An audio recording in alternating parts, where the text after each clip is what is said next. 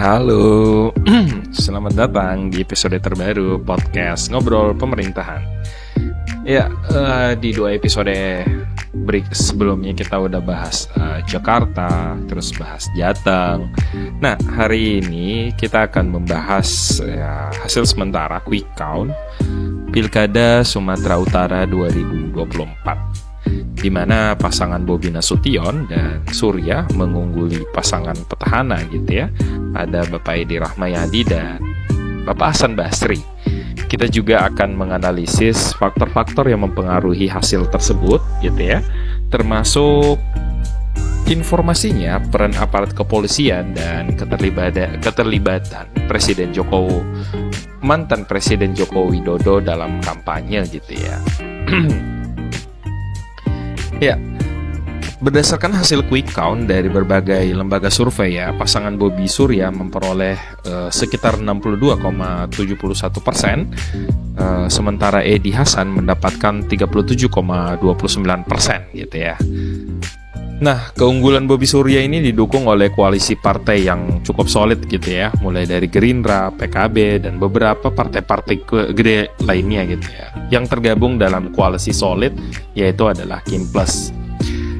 Terus Bobi Nasution ini ya kita udah tahu juga ya, merupakan menantu dari mantan Presiden Joko Widodo, sehingga memiliki akses langsung ke jaringan politik nasional gitu ya.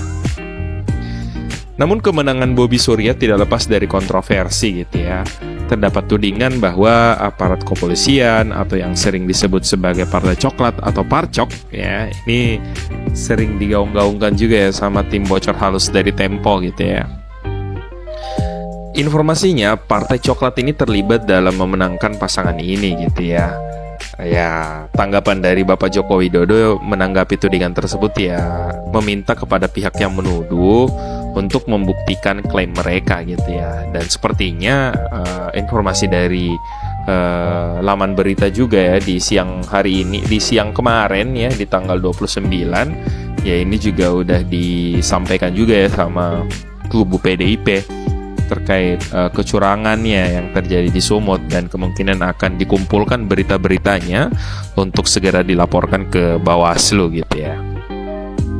Ya, keterlibatan aparat kepolisian dalam pilkada bukanlah hal yang baru gitu ya. Namun tudingan tanpa bukti konkret sulit untuk dibuktikan gitu ya. Ini juga terjadi di pemilihan presiden juga ya, terkait isu-isu terkait aparat kepolisian gitu ya. Ya, penting bagi masyarakat untuk mengawasi proses demokrasi agar tetap berjalan transparan dan adil gitu ya. Kekalahan Edi Rahmayadi dan Hasan Basri dapat disebabkan oleh beberapa faktor. Pertama, kinerja pemerintahan yang mungkin dianggap kurang memuaskan oleh publik. Kedua, munculnya isu-isu lokal yang tidak ditangani dengan baik oleh pemerintah provinsi gitu ya.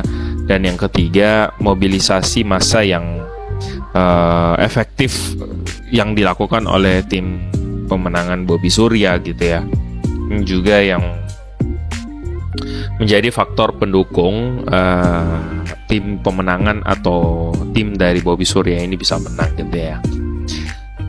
Ya, di sini pun kita juga bisa merasa gitu ya, bahwa masa jabatan Edi Rahmayadi banyak janji yang mungkin tidak terrealisasi, dan berharap Sumatera Utara atau warga Sumatera Utara mengharapkan pemimpin baru dengan misi perubahan untuk Sumatera bisa lebih maju gitu ya.